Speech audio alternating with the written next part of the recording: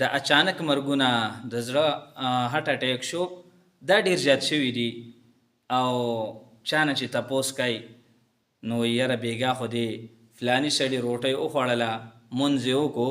او بیا اوده شو دی خو جوړ موټو او چې سهار مونږ وکتلو نو سړی وفات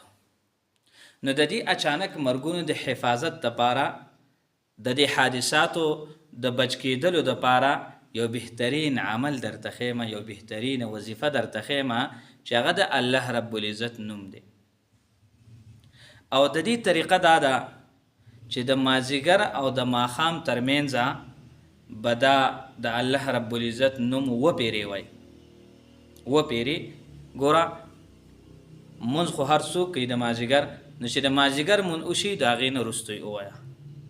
هغې نه یې وروسته ووایه که چېرې بیا د ماښام او د مازیګر ترمنځه کېناستلی نه شي نو بس مازیګر مانځه پسې ووایه یا ماښام مانځه له راځي هغې نه یې مخکې ووایه هغه نوم د الله رب العزت دا دی یا بصیرو یا بصیرو یا بصیرو دا وزله ووایه نو په دې کې خو څه ګرانه نه ده نو الله رب العزت به تا د حادثاتو نه او د اچانک مرګ نه به چې کوم دی تا ته حفاظت درکوي او بل عمل دا دی چې کله ماسوتن اوده کېږي نو 21 مرتبه 21 مرتبه دا بسم الله الرحمن الرحیم وایا نو دا خو څه ګرانه نه ده دا بسم الله هر چاله ورځي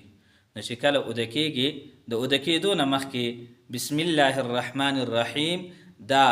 21 مرتبه ویا نو الله رب العزت به تا د حادثاتو نه او د اچانک مرګ نه تا ته حفاظت درکړي او دا مخکې مرګرو ته هم ورسوئ چې مخکې مرګري هم دا عمل کوي نو تا ته په دې کې ثواب هم میلاویږي